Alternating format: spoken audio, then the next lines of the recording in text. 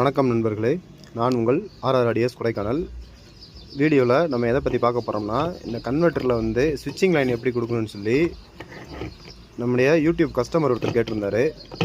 அதுக்காக தான் இந்த பதிவு. இது ரொம்ப ஈஸியான வேலை தான், ஒன்றும் கஷ்டமெலாம் கிடையாது. இருந்தாலும் ஒரு சில பிகினருக்கு வந்து இது தெரியலன்றனால இந்த வீடியோ நான் உங்களுக்கு போடுறேன்.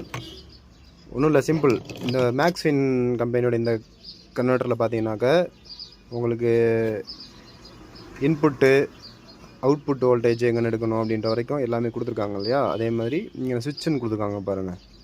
இந்த இடத்துல தான் நீங்கள் சுவிட்சோட அந்த 2 லெக்கில் வந்து இந்த இதில் சால்ட்ரு பண்ணணும். பார்த்தாலே உங்களுக்கு ஈஸியாக தெரியுதா, இது இன்புட் ஆகும், இது அவுட்புட் ஆகும் சுவிட்சில் கொடுக்கும்போது. அந்த மாதிரி ஓகே, இதில் சுவிட்சுன்னு மென்ஷன் பண்ணனால ஈஸியாக தெரிஞ்சிருச்சு.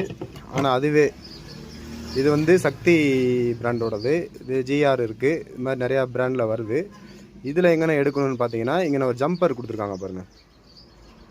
இந்த ஜம்பரை வந்து ரிமூவ் பண்ணிவிட்டு இந்த 2 இடத்துல இருந்து வயர் சால்ட்ரு பண்ணி சுவிட்சோட 2 டெர்மினலில் நீங்கள் சால்ட்ரு பண்ணிட்டீங்கன்னா ஓகே, அவ்வளோதான், முடிஞ்சது. இவ்வளோதான் விஷயம். நிறைய பேர் வந்து என்னென்னா, ஆக்சுவலாக அந்த கஸ்டமர் என்ன கேட்டிருந்தாருன்னா, நான் டேரெக்டாக பேட்டரியிலேருந்து சுவிட்சில் கொடுத்து சுவிட்சில் இருந்து இந்த கன்வெர்ட்டருக்கு வந்து சால்ட்ரிங் பண்ணியிருந்தேன், அந்த வயர் பார்த்திங்கன்னா பழுத்துருது, இல்லைனா சுவிட்சு வந்து இலகிடுது அப்படின்னு சொல்லி தான் என்கிட்ட கேட்டிருந்தாரு. அதுக்காக தான் இந்த வீடியோவே.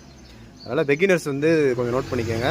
ரொம்ப சிம்பிள் தான். இந்த ஜம்பரை கட் பண்ணுறீங்க, இந்த இடத்துல இருந்து 2 வயர் எடுத்து கொண்டு போய் சுவிட்சோட 2 டெர்மினலில் நீங்கள் சால்ட்ரிங் பண்ணிட்டீங்கன்னா வேலை முடிஞ்சிச்சு. அவ்வளோதான்.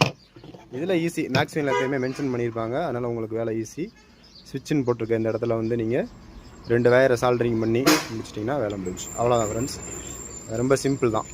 இது மாதிரி சின்ன சின்ன டிப்ஸ் வந்து அப்பப்போ வீடியோ போடுறேன். ஏதாவது டவுட்ஸ் இருந்தால் எனக்கு கால் பண்ணி கேளுங்க. கண்டிப்பாக சப்போர்ட் பண்ணுறேன் ஃப்ரெண்ட்ஸ். Thank you friends.